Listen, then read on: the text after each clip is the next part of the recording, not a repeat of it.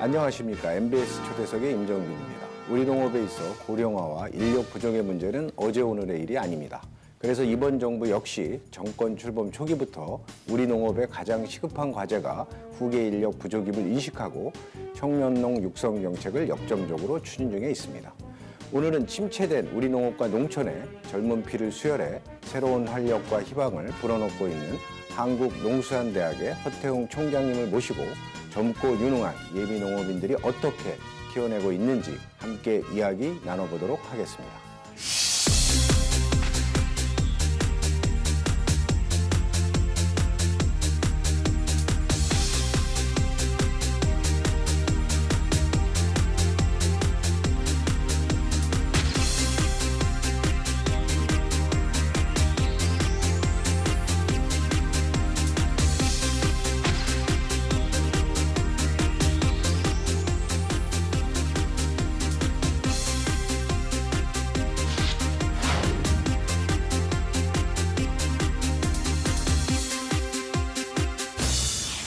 우리 오늘 스튜디오에는 농수산대학의 우리 허태웅 총장이 나와주셨습니다. 이렇게 바쁘신 와중에 나와주셔서 감사합니다. 네, 안녕하세요. 새봄 학기가 시작되면서 대학 캠퍼스에는 이제 신입생들의 발걸음이 가벼운데요. 많은 대학들이 신입생 모집에 어려움을 겪고 있는 반면에 최근 우리 한국농수산대학은 2019년 신입생 모집에 개교 이래 가장 많은 인원도 지원을 했고 또 경쟁률도 높은 거로 알고 있습니다. 이렇게 많은 지원을 이끌어낸 비결은 무엇인가요? 저출산으로 인한 학령 인구 감소에도 불구하고 금년도 신입생 모집 결과 2,261명이 지원을 했고요. 특히 10대, 20대 친구들이 많이 지원을 했습니다. 2,171명이 지원을 해가지고 좀 4.11대1 정도의 경쟁률을 보았습니다.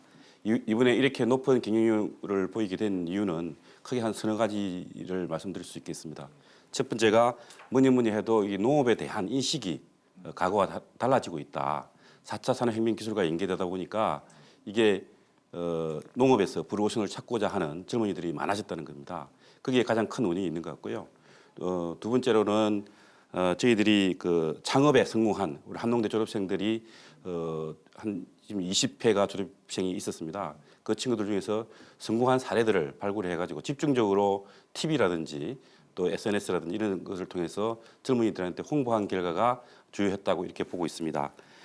그리고 특히 우리 학교의 한 절반 정도가 기존에 농사를 짓고 있는 부모를 두고 있는 학생들입니다.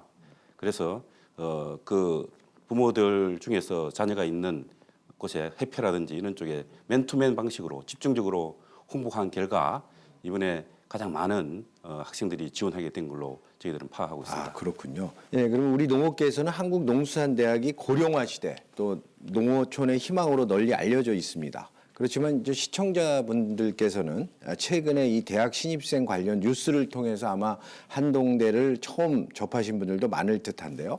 한국농수산대학이 어떤 학교인지 시청자들에게 좀 알기 쉽게 좀 설명을 해주시죠.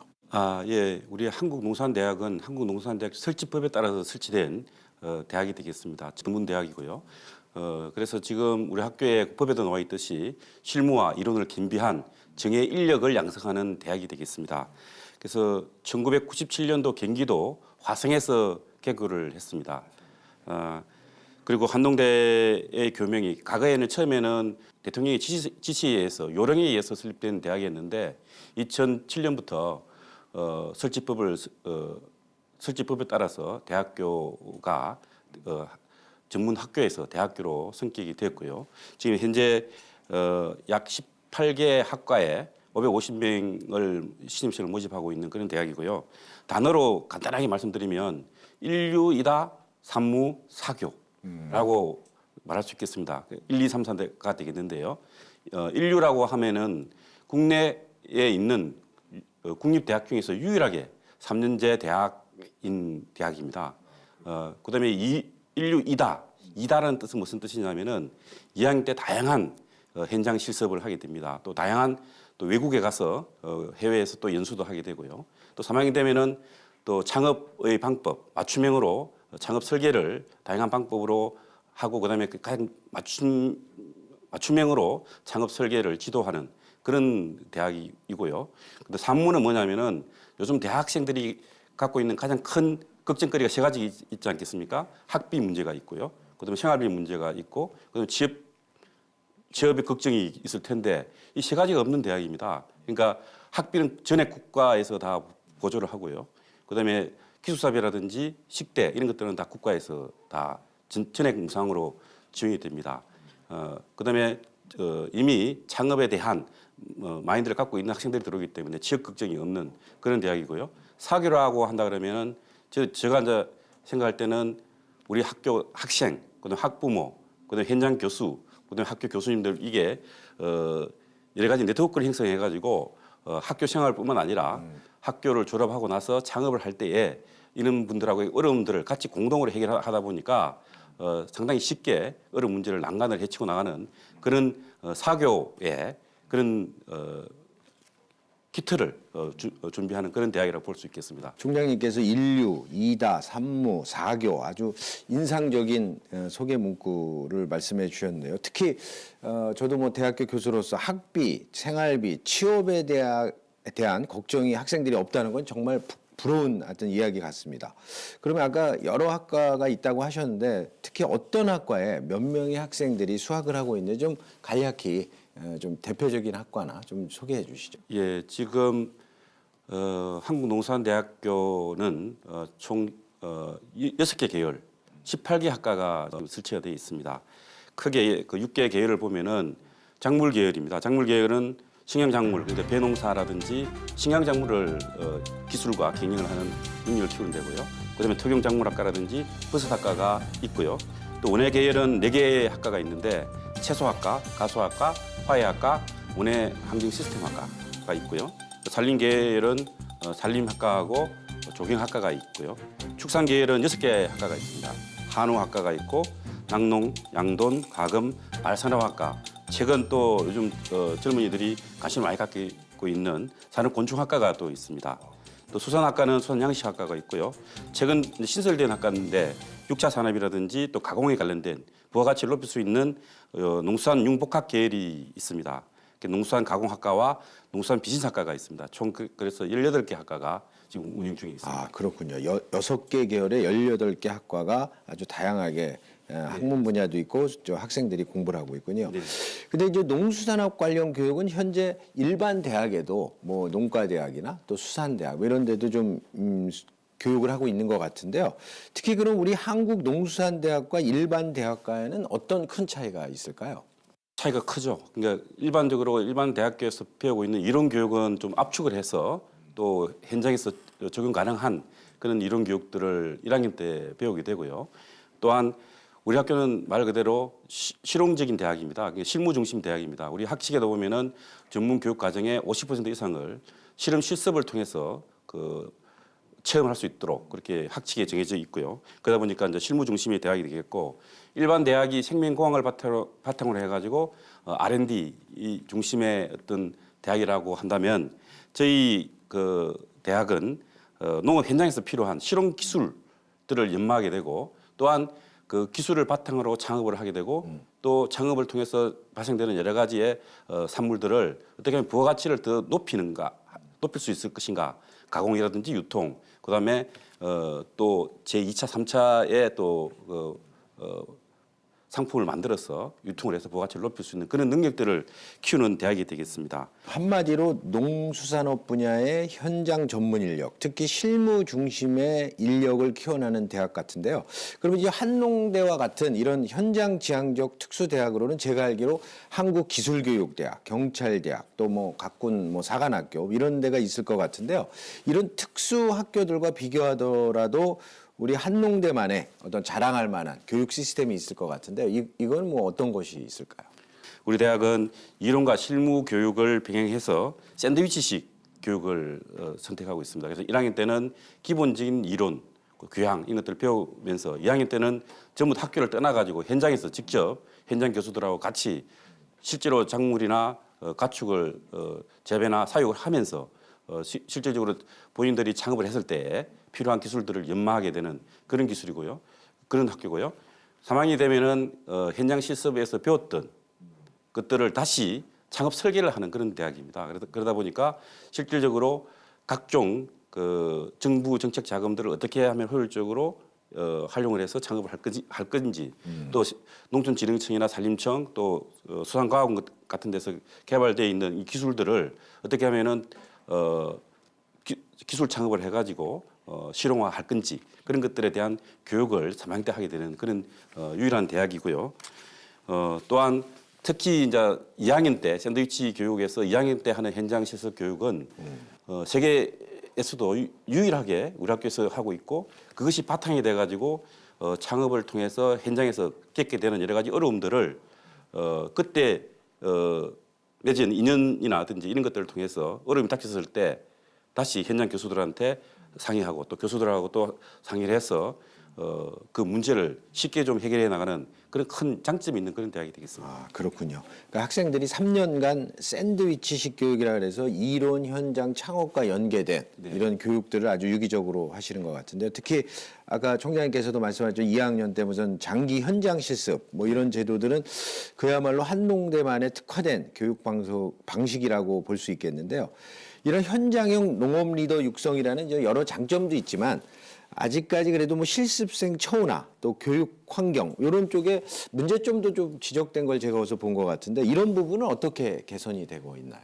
2학년 장기 현장 실습은 쉽게 얘기하면 그냥 도제식 교육이 되겠습니다. 그러니까 선진적인 기술을 가지고 이미 창업에서 성공하고 있는 농업인들이나 신지식인들 같이 교육을 하게 되는데 그 과정에서 보면은 문제가 없는 게 아닙니다. 그러니까 학생임에도 불구하고 직접 그 노동력을 투입을 해가지고 같이 노동력을 투입하면서 같이 영농을 하다 보니까 그 속에서 생기는 여러 가지 갈등 문제.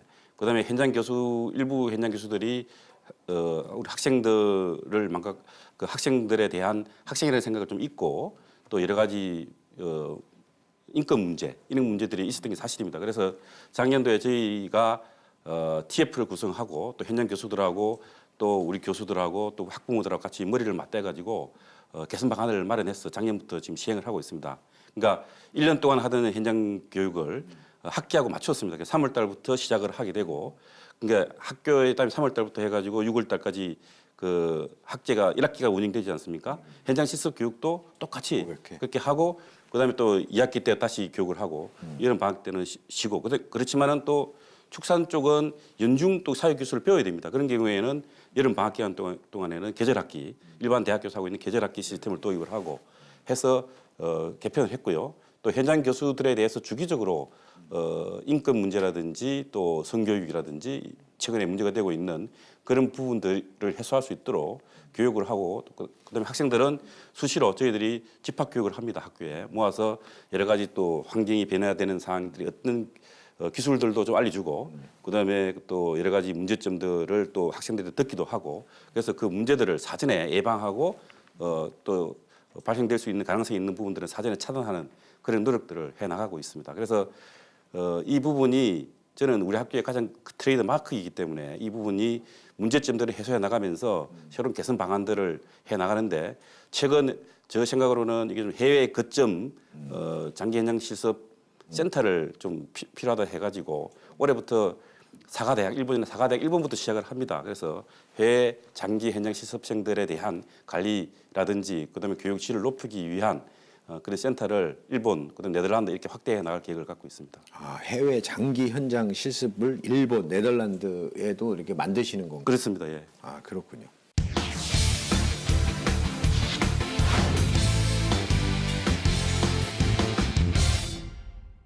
그럼 우선 가벼운 질문 하나 드리겠습니다. 저도 뭐 일전에 여기 한국농수산대학 방문해서 경험한 건데요. 아주 식당이 밥이 맛있더라고요. 그래서 이 학생들 사이에서도 이 농수산대 학교 식당, 일명 뭐 학생들 학식이라 그러죠.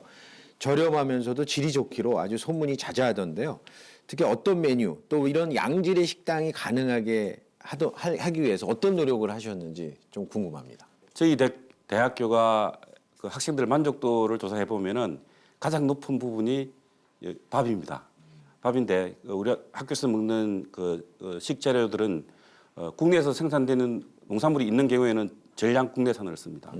그리고 될 수 있으면 우리 학교를 졸업을 해서 지금 현재 현장에서 그 우수한 품질을 생산하고 있는 우리 졸업생들 농산물들을 주로 씁니다. 그러다 보니까 생산한 거요. 그렇습니다. 그러니까 이게 유통 비용도 적고요. 그다음에 또 그 졸업생들이 생산할 때 자기 후배들의 먹을 거다 생각하면서 좀 정성스럽게 만들어주지 않나 그런 생각도 해봅니다. 그러다 보니까 외부에서 오신 분들 들도 식사를 해보시면은 자기가 먹어본 밥 중에서는 가장 맛있다 그런 이야기들을 하고 있고요. 또한 보통 대학교들은 외주를 주지 않습니까 식당을? 근데 저희 학교는 우리 교직원들이 직접 다 조리하고 그런 식단을 다 마련을 하게 돼 있습니다. 그리고 직영 식당. 예, 그렇습니다. 그렇고 그렇게 하고 그다음에 작년도에 제가 한번 우리 쌀을 이용하고 그다음에 학생들도 또 참여하는 그 원료를 생산하는 학생들이 결국 원료를 생산하지 않습니까? 식단에 대해서 참 경진대회도 하다 보니까 이게 호텔식보다도 더 좋다 하는 그런 또 의견도 있습니다. 그래서 그렇습니까? 앞으로도 언제든지 한번 와보시면 우리 학교의 입맛을 밥을 한번 먹어본 분들은 밥 때문에라도 다시 한번 오고 싶다. 뭐 그런 얘기도 많이 하십니다. 그렇군요. 이렇게 맛있고 알찬 학식도 하여튼 최근 한농대 인기에 기여를 한 것 같습니다. 그렇지만 역시 무엇보다도 앞서도 말씀하셨지만 이제 대학 등록금을 면제한다든지 또 기숙사에 다 입소를 해서 교육을 받고 또 병역 혜택도 있고 또 졸업 후에 이런 영농 정책자금 지원 등 이런 다양한 혜택이 큰 몫을 하지 않나 생각이 되는데요. 어떻습니까? 이런 혜택들이 그 학생들 모집이나 또 학생들이 이 한농대에 관심을 갖는데 큰 기여를 하고 있나요? 예, 제가 총장으로 간 지 1년이 됐는데 학생들을 바라보는 제가 시선은 다른 대학교하고는 다릅니다. 그러니까 다른 대학교 학생들은 탐색 과정이 있습니다. 제가 다른 대학교 저도 딸이 대학교 다니고 있지만은 1학년 되면은 어떻게 진로를 정할까 그런 고민을 많이 하지 않겠습니까? 그렇지만 우리 학교 학생들은 이미 진로가 정해져 있는 학생들입니다. 그러다 보니까 어떻게 하면은 자기가 창업을 해서 성공할 수 있을까 하는 그런 고민을 하게 되고 또 전에 학비가 면제되다 보니까 또 생활비라든지 이런 것들이 국가에서 다 지원되다 보니까 뭐 일반 대학교 학생들이 아르바이트를 통해서 또 일부 용돈도 벌어야 되지만은 우리 학생들은 1학년 때부터 전적으로 어떻게 하면은 어려운 농촌 환경 속에서 자기가 창업을 해서 영농에 정착할 수 있을 것이냐 하는 그런 고민들을 하는 학생이다 보니까 이 학생의 수업의 질이라든지 또 학습에 대한 태도 이런 것들이 다른 대학교보다는 월등히 좀 높다고 저는 판단을 하고요. 또한 지금 현재 1학년부터 3학년까지 학비를 저희들이 우리가 학교도 6년 동안 의무 영농을 해야 되거든요. 하지 않는 경우에는 전액 학비하고 생활비라든지 기숙사비를 다 물어내야 됩니다. 예. 그 금액이 한 1,500만에서 1,900만 원 정도 학과마다 좀 차이가 있는데요. 그 정도 되는데 그 정도의 투입을 하고 현재의 영농 정착을 하는 비율이라든지 또 성공하는 걸 놓고 본다 그러면 국비 지원이라든지 학비 지원 등은 상당히 더 좀 아깝지 않는 그런 금액이다라고 저는 생각을 하고 있습니다. 근데 일각에서는 이 한국농수산대학에 너무 많은 거로 이렇게 지원을 하지 않냐 네. 이런 얘기도 있는 것 같은데요. 공직 생활을 한 30년 이상 하셨으니까 어떻습니까? 그런 비판적 시각에 대해서는 어떤 입장을 갖고 계신가요? 농업이 이제 농촌에서 많은 공동에서 일어났고 오늘 아침에도 보니까 어느 신문에 보니까 어떤 군이 20년 안에 없어질 것이다. 뭐 이런 이야기도 많이 나옵니다.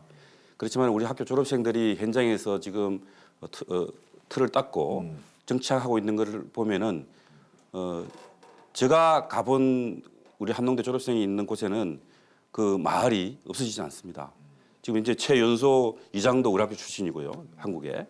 뭐 그런 걸 놓고 보면은 현재 농촌 시군이 없어진다, 뭐 이런 말도 있고 한데 지금 한농대에 대한 지원 등은 앞으로 우리 학교가 한 550명 정도 되는데 더 투자해야 된다고 봅니다. 그러니까 한 1,000명 정도는 매년 배출해줘야 우리 한국의 농촌과 농업에 대한 후계 인력이 양성이 되고 또한 농촌의 공동화 현상, 시군 소멸 이야기 이런 부분들을 해결할 수 있는 가장 강력하고 핵심적인 방안이 한농대에 대한 투자와 같은 한농대와 같은 투자 이런 것들에 대한 지속적인 지원이 절실하다 저는 그렇게 판단합니다. 예.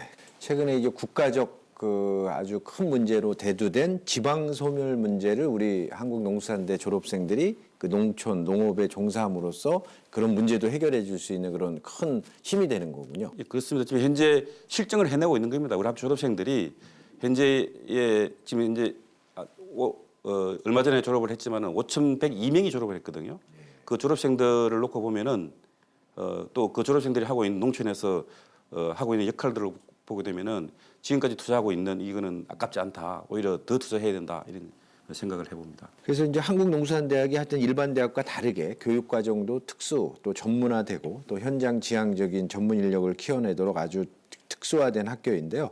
그럼 졸업생들의 사회 진출도 물론 뭐 영농 활동을 하겠지만 뭐 좀 다르게 영농 활동이 단지 뭐 농업뿐만 아니라 농업과 연관된 이런 데도 같이 진출할 수 있는 건가요? 예, 그렇습니다. 어쨌든 제가 항상 얘기할 때는 한국농수산대학교는 3년제 국립대학이 아니라고 얘기합니다. 여학생들은 10년, 남학생들은 13년제 대학이다 이렇게 얘기합니다. 그러니까 우리 학교가 3년간 전문학사학위를 하고요. 1년간 직무심화 과정을 하게 되면 학사학위를 받는 그런 학교입니다. 예. 거기에다가 또 남학생들은 산업기능요원으로 해가지고 3년간 종사하게 되면 군대를 안 갑니다. 그렇군요. 거기에다가 또 6년간 의무 복무를 하게 영농. 되니까 합치면 이제 13년이 되고요. 여학생들은 산업기능요원을 안 하니까 10년 정도 됩니다. 어쨌든 조어나 실어나 우리 학교하고 연결이 되어 있는 겁니다. 영농을 이수하는지 안 하는지를 저희들 직접 확인을 하고 있고 그러다 보니까 한국농수산대학교 학생들은 지금 이제 영농 정착률이 86%. 아까 얘기했던 이수 6년 동안 영농을 이수해야 될 의무가 있는 거거든요. 의무를 하는 비율은 99.8%입니다. 거의 대부분이 다 한다. 자, 이렇게 놓고 보면 되고요. 그리고 우리 학교 졸업하고 나서 어디를 가느냐라고 놓고 보면은 주로 영농에 아까 86% 정도 하고 있고 또 일부는 지금 우리 학교 졸업생 일기가 한 42살 정도 됩니다. 아직까지 농촌에서는 어린 그 보면 시무lum꾼들입니다. 그럼에도 불구하고 지금 도의원도 나오고 있고요. 또 그 군의원은 물론이고 그래서 그런 분야의 농촌 지도자로서 리더로서의 역할을 할 수 있는 그런 10년이 지나면 10,000명이 넘어가게 되거든요. 그렇게 되면 실질적인 농촌을 이끌어갈 수 있는 정예 인력들은 우리 한농대 출신들이 주류가 될 수밖에 없는 그런 지금 농촌의 구조입니다.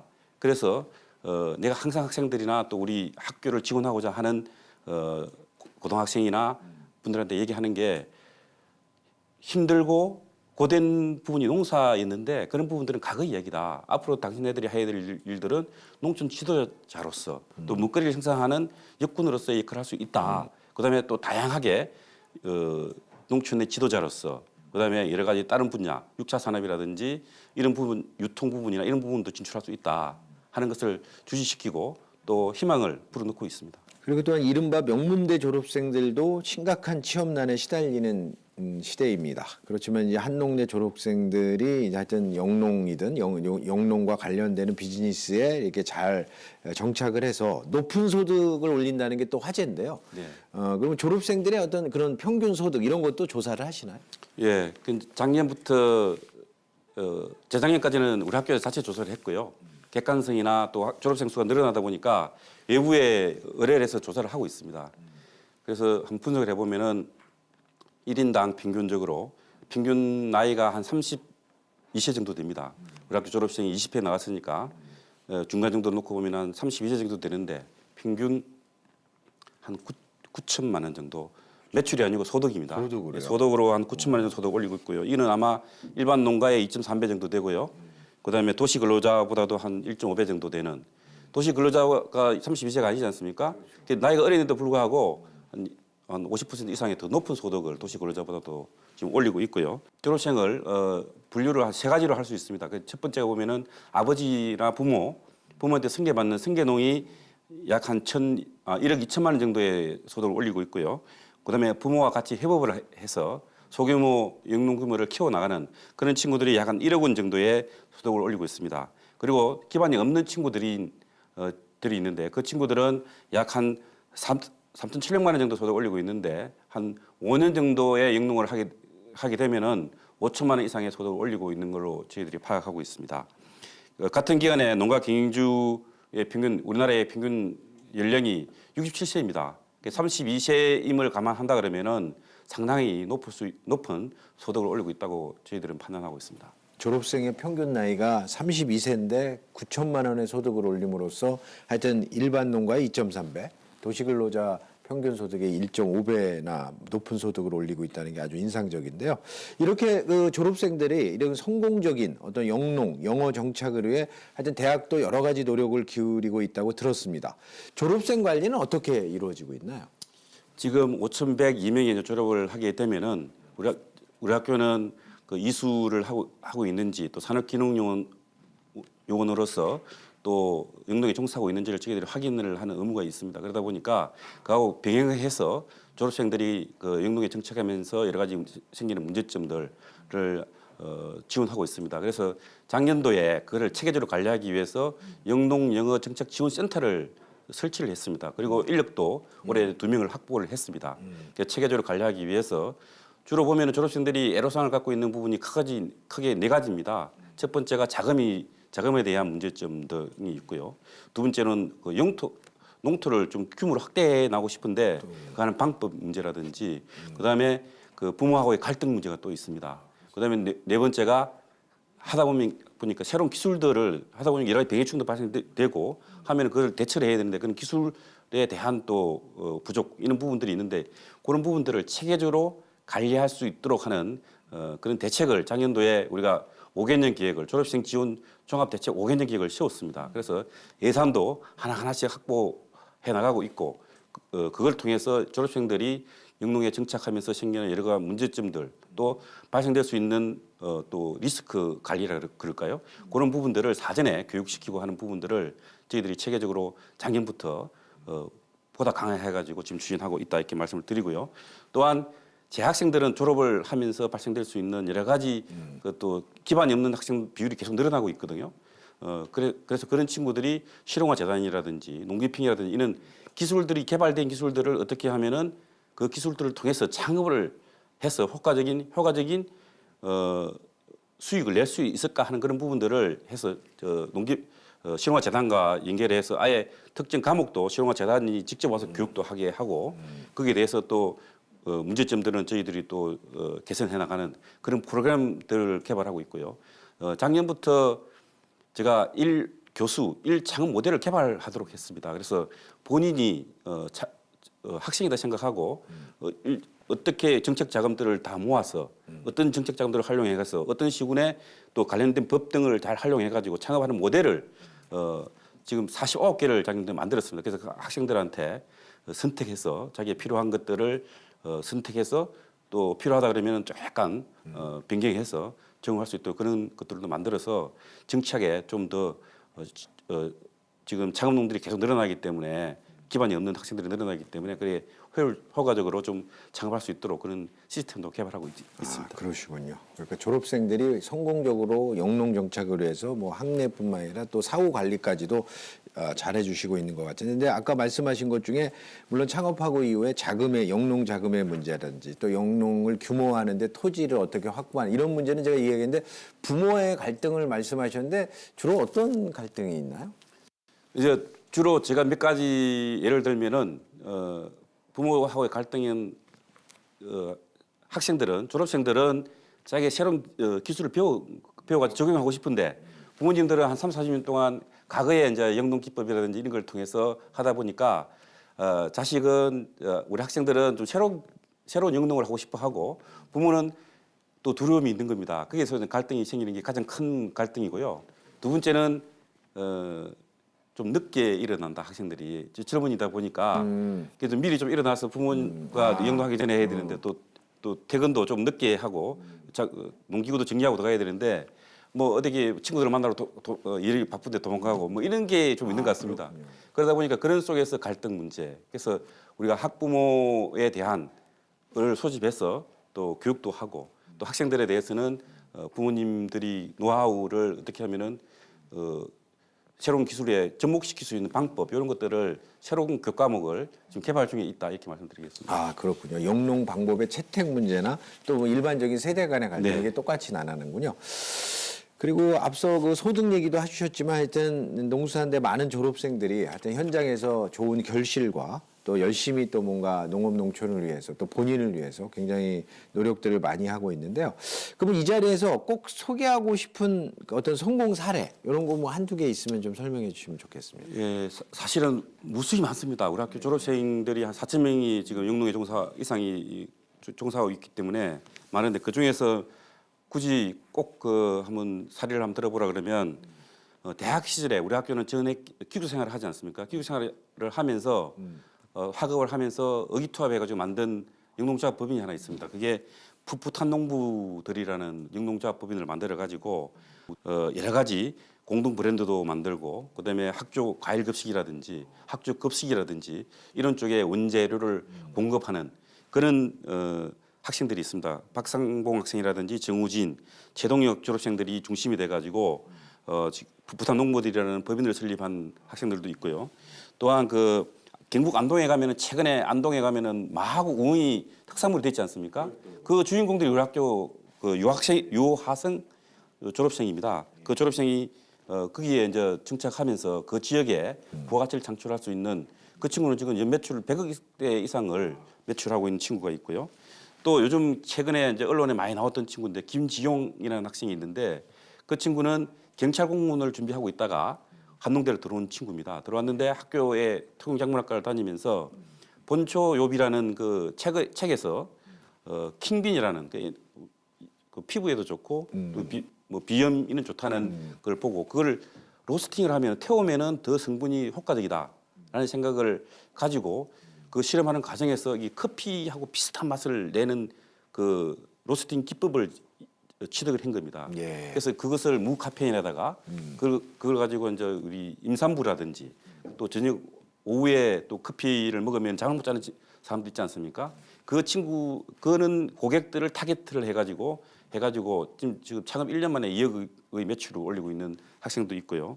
또한 그 여성들도 힘도 또 강합니다. 강보람 학생이라고 있는데요. 그 친구는 고구마를 통해 가지고 아버지 빚도 다 갚고, 그다음에 지금 현재 그 전국 사회치 또 부회장도 하고 있는 그 우먼 파워가 있고요. 7억 정도의 매출을 올린다고 합니다.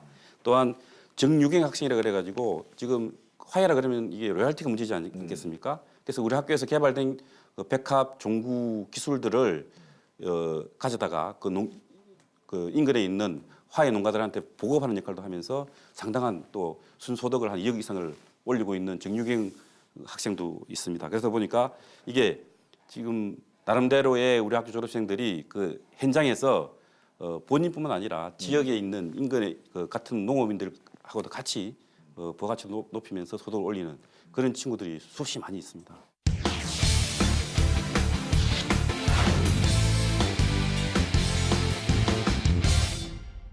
더욱더 학교를 발전시키기 위해서 이 시스템을 새롭게 개편한다는 얘기를 들었습니다. 네. 구체적인 어떤 개편 방안이 있으시면 좀 말씀해 주시죠. 지금 보면은 이제 농업이 그 가금하더라도 좀 너 왜 농사 짓지? 또 하다가 일이 안 되면 농사나 짓지? 이런 이야기들이 많이 있었지 않습니까? 그렇죠. 근데 지금은 좀 달라진 것 같습니다. 그러니까 농업이라는 것이 어떻게 보면은 융복합 산업입니다. 그러니까 기계도 알아야 되고요. 유통도 알아야 되고 또 생물에 대해서도 알아야 되는 거고 이 복합적인 경영 마인드도 있어야 되는 거고요. 그래서 이게 융복합 산업인데 그게 혼자서 영농을 하기에는 상당히 힘든 시대였던 것 같습니다. 그러다 보니까 힘든 농사 왜 짓냐 또 노동력도 필요하고 하다 보니까 그랬었는 것 같은데 지금 아시다시피 4차 산업혁명 기술들이 지금 속속들이 지금 우리 농업 부분에 접목이 되면서 나름대로 성과를 내고 있는 거거든요. 그러다 보니까 이제는 힘들고 고된 일들은 기계가 합니다. 그리고 웬만한 또 합리적인 판단들은 AI를 통해서 빅데이터를 분석해서 할 수 있거든요. 그러다 보니까 이제는 아이디어, 그러니까 어떻게 하면은 기존에 있는 아이템들을 접목시켜서 시너지 효과를 낼 수 있을 것이냐 하는 부분에 고민을 하면서 그런 아이디어만 있으면은 충분히 우리 농업 부분도 다른 산업에 비해서 더 오히려 성장 가능성이 높은 산업이다. 자, 그런 게 다 공동의 현상이니까 우리 학교도 거기에 맞춰줘야 되겠다 싶어서 체제 시스템을 좀 바꿨습니다. 올해부터 지금 우리 학교 졸업을 하려고 그러면은 120학점을 듣고 또 창업 논문을 통과해야만이 졸업을 할 수 있는데 그것만 갖고는 안 되겠다. 또 여러 가지 어려움이 생겼을 때에 나름대로 그걸 극복할 수 있는 거는 여러 가지 자격증들인 것 같습니다. 그래서 올해 입학생들부터는 농업이나 농업 관련 분야의 자격증을 따지 않으면 졸업을 못합니다. 대표적인 게 이제 드론 교육이라든지 그다음에 3D 프린터에 대한 기술이라든지 이런 것들을 이번에 이제 드론 하려 그러면 민간에서 따려 그러면 나름 상당 비용을 개인 부담해야 되는데 우리 학교 학생들은 그것도 전액 국비로 해가지고 드론 교육도 시키고 드론 자격증을 따게끔 그렇게 했습니다. 그래서 그런 부분들 이제는 옛날에 70년대에 기운기가 우리 농업에 중요한 역할을 했듯이 제가 볼 때는 이제 4차 산업혁명 시대에서는 드론이 아마 그 역할을 대행할 걸로 저는 봅니다. 땅에 기어다니는 기운기가 이제는 하나로 날아다니는 이제 드론을 통해서 한국 농업이 새로운 도약을 할 수 있다 그런 생각을 합니다. 그래서 드론을 통해서 농약도 뿌리고 파종도 하고 또 병해충도 사진을 찍어서 또 예찰도 하고 하는 이런 시스템 등이 이제 도입될 거고 그것을 수용할 수 있는 대학이 또 농업인들이 결국은 우리 학교 졸업생들일 것이다. 우리 학교 학교를 졸업한 학생들일 것이다. 그런 생각을 가지고 그런 준비들을 지금 하고 있고요. 그래서 이번에 융합교육센터를 확대 개편을 했고요. 그다음에 또 여러 가지 또 전국 심화 과정에 학과를 하나 또 개설했습니다. 우리 아까 말씀드린 대로 조합장 출마자들도 생기고 하니까 협동조합론도 배우고 그다음에 지역개발론도 배우고 또 지역 단위의 로컬 푸드 플랜을 짤 수 있는 그런 교육들도 하면서 그 친구들이 10년, 20년 이내에 결국은 농촌 지도자로서 역할을 할 수 있도록 그런 역량을 또 키울 수 있는 그런 학과도 이번에 전국 심화 과정에 그런 학과목들을 공부할 수 있는 학과도 금년도에 처음으로 개설을 한 바가 있습니다. 야, 우리 농수산대학이 4차 산업혁명이라고 하는 뭐 빅데이터 또 그 뭐 인공지능 이런 것까지 농업에 선진적으로 또 선제적으로 도입하는 그런 교육도 특히 융복학 교육이라는 이름으로 아주 굉장히 적극적으로 하시는 것 같은데요. 근데 이런 걸 하려면 상당한 투자비 또 그러니까 예산이 소요될 것 같은데요. 이런 것들은 또 어떻게 그 확보 어려움 뭐 이런 게 있을 것 같은데요. 이건 어떻게 그 보고 계신가요? 예, 지금 우리 그 농정 방향이 스마트팜하고 그다음에 청년 농업인 창업이 3대 그다음에 이제 질병 관리라든지 뭐 또 직불금 개편 이게 4가지의 뭐 농정 목표를 가지고 지금 농식품부에서 추진하고 있지 않겠습니까? 그 중에서 딱 맞는 게 2가지가 있습니다. 스마트팜하고 청년 농업 육성 분야입니다. 우리 학교는 교육부에서 예산을 따지 않습니다. 그래서 식품부에서 예산을 저기 따기 때문에 우리 농정 방향하고 일치되는 분야가 결국은 아까 얘기했던 4차 산업혁명 기술들을 우리 농업에 접목시키는 분야가 되겠습니다. 그러다 보니까 예산을 따기는 상당히 다른 대학교에 비해서는 쉽습니다. 그래서 올해 예산이 작년에 비해서 한 37.5% 정도 증액이 됐습니다.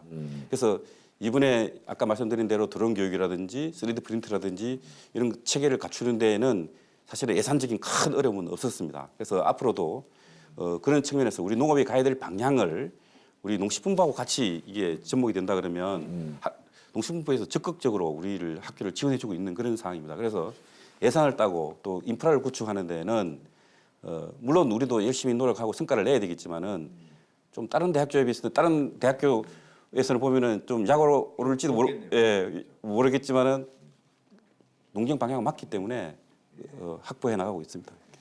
예, 제가 알기로 호 총장님은 이제 농식품부에서 공직을 시작해서 뭐 대통령실의 농축산식품비서관 또 식품산업정책실장 등 핵심적인 위치에서 농정을 펼쳐오셨는데요. 그럼 지금까지 농림 분야 공직 생활 중 뭐 요번 그 한국농수산대 총장님까지 포함하여 가장 기억에 남는 경험은 어떤 걸 꼽을 수 있을까요? 제가 3월 15일자로 딱 30년이 되더라고요. 저 공직 생활 시작한 지가. 그 중에서 가장 기억이 나는 거는 뭐니 해도 제가 농촌 인력과장을 할 때에 그 사실은 이 한국농수산대학교가 농진청 소속이었습니다. 그것을 대학으로 법을 만들고 대학으로 할 때 제가 그때 있을 때 시작이 된 겁니다. 인력과장 하실 때. 예, 인력과장 할 때. 그래서 제가 여러 가지 일들을 많이 했지만은 그 중에 가장 기억을 꼽아라 그러면 한국농수산대학을 법도 만들고 그다음에 명실상부한 이렇게 전문 우리 정예 인력 육성 기관으로서 틀을 갖췄게 했던 것이 가장 기억이 남고요. 뭐 그 외에 얘기하라 그러면 제가 과학기술정책과장 할 때 골든시드 프로젝트 이 종자의 그러니까 종자 1g에 그 흑방울 도마도의 1g의 그 가격이 금값의 한 3.5배 정도 됩니다. 그래서 그걸 착안해가지고 골든 시드 프로젝트, 그게 최초의 이제 우리 농식품부의 R&D 대행 프로젝트였습니다. 5천억 정도 되는 그 프로젝트를 땄던 거 하고, 그다음에 협동조합 과정할 때 농협의 신경분리 방안을 그때 만들었습니다. 경제사업 활성화를 위한 신경분리 방안이었고요. 그다음에 최초의 FTA가 한칠레 FTA였지 않습니까? 그때 이제 제가 가수화학과에 있으면서 한칠레 FTA 협상은 끝났고 우리 피해보는 시설 포도라든지 복숭아라든지 이런 쪽에 피해액을 최소화할 수 있는, 그다음에 피업 지원이라든지 또 소득 가격이 떨어졌을 때 보상하는 피해 보전 직불제라는 피해 보전 직불금을 만들었던 그런 기억들이 있고요. 또 에피소드로 본다 그러면 그때 이 농민신문사하고도 좀 관련되는데 농협이 그때 프로야구단을 또 인수를 하려고 했던 게 납니다. 그래서 제가 그때 한미 FTA가 추진될 때라서 만류했던 하지 말라 그랬거든요. 뭐 하지 못하게 한 거죠 사실은. 그래서 이제 만류했던 일 등은 뭐 상당히 기억에 남습니다. 우선 첫 번째로 하여튼 농업 인력과장을 하실 때 이 한농대를 진흥청 산하의 조그만 대학에서 이게 크게 만드는, 그러니까 확실히 그 총장님이 우리 한국농수산대학 총장으로서 아주 적합한 분이라고 생각이 됩니다. 그러면 이렇게 30년 동안 농림 분야 공직에 종사하시면서 이제 우리 농업이 직면한, 뭐 물론 앞으로의 뭐 비전이나 좋은 점도 있겠지만 가장 큰 문제는 무엇이라고 생각해 오셨습니까? 저도 여러 가지 이제 분야에서 근무를 했습니다. 뭐 축산국에도 근무하고 이렇게 했지만은 항상 어느 분야에서 근무를 하면서 문제는 사람이다 하는 생각을 했습니다. 그래서 시대가 달라져도 또 정권이 바뀌어도 결국은 새로운 정책들을 수용하고 담아낼 수 있는 젊은 정예 인력들, 농촌 농업에 관련된 인력들을 육성하는 것이 가장 중요한 일이다 이런 생각을 합니다. 그래서 우리가 지금 경제 성장이 돼가지고 경제대국 뭐 10위 들어가느니 12위니 그런 얘기를 많이 하지 않습니까? 그렇지만은 우리 농업도 우리 나라의 경제가 10위권으로 들어가듯이 농업도 이제 선진국이 돼야 될 텐데 그 하기 위해서는 아무리 좋은 정책, 아무리 많은 투자보다도 더 중요한 것이 결국은 그 투자나 정책들을 담아낼 수 있는 우리 젊은 인재들을 어떻게 양성하느냐 하는 분야가 가장 중요하다고 저는 생각을 합니다. 그래서 끊임없이 발달하고 있는 또 유전 뭐 공학이라든지 그다음에 또 BT라든지 ICT를 활용한 자산혁명 기술 이런 것들을 담아낼 수 있는 그런 인력을 양성하는 부분부터 시작하지 않으면 나머지는 공연불이다, 사상 누각이다 그런 생각을 해봅니다. 그래서 사람이 경쟁력이다. 그래서 농업 부분에도 하여튼 청년 인재 육성이 중요하다는 거에 저도 뭐 공감을 하고요. 그렇지만 이제 현실상 농업이 여전히 우리 청년들에게 또 이게 낙후 산업으로 이렇게 인식이 되고 또 소득이나 이런 것도 상대적으로 좀 안 좋아 보이고 뭐 이렇게 삶의 여건도 안 좋고 이런 좀 조금 부정적인 이미지가 있는데요. 하여튼 우리 청년층들이 에게 농수산업이 진짜 미래 비전으로서 내가 삼을 만한가, 또 이렇게 되기 위해서는 어떤 개선점만 이루어지면 아마 할 것 같다. 뭐 이렇게 총장님께서 생각하시는 의견을 좀 한번 말씀해 주시죠. 지난해 3월에 우리 이 농민신문사에서 그 짐 노저스를 초빙해서 특강도 한번 하지 않았습니까? 그때 그분이 하신 말씀이 기억이 납니다. 뭐냐면은 자기가 한국말만 할 줄 알았어도 한국에서 농사를 지었을 것이다. 뭐 그런 얘기를 했지 않습니까? 그게 뭐 상당히 유명한 투자자입니다. 그 말 속에는 한국의 농업에 대해서 투자를 하면은 분명히 뭔가 나올 것 같다 하는 그런 뜻이 아니겠습니까? 근데 지금도 보면은 우리 한국 과거에 이제 80% 이상이 농사에 종사하던 우리 대한민국이 농촌의 이동 현상이 일어나면서 지금 시군이 없어진다는 소리를 하지 않습니까? 제가 판단하기에는 개인적인 생각이긴 하지만은요, 농촌에서 인력이 빠져나가는 것이 100 정도 빠져나가야 된다고 한다면 저는 130% 정도 빠져나갔다고 봅니다. 과다하게 많이 이동 현상이 일어났다고 보는 거죠. 그렇다면은 젊은이들이 어디에 투자를 해야 되느냐? 지금 노조에서 말이 아니고요. 지금 농촌에 가면은 웬만한 그 경운기라든지 트랙터라든지 웬만한 또 포크레인 정도의 기술만 있더라도 제가 우리 졸업생들 만나 보니까 5천만 원 소득을 올리기에는 어렵지 않더라 하는 이야기들을 이구동성으로 합니다. 그런 측면에서 본다 그러면 어떻게 보면 그만큼 경쟁이 좀 분명히 부가치를 높일 수 있는 부분은 많은데 인력은 적다는 소리거든요.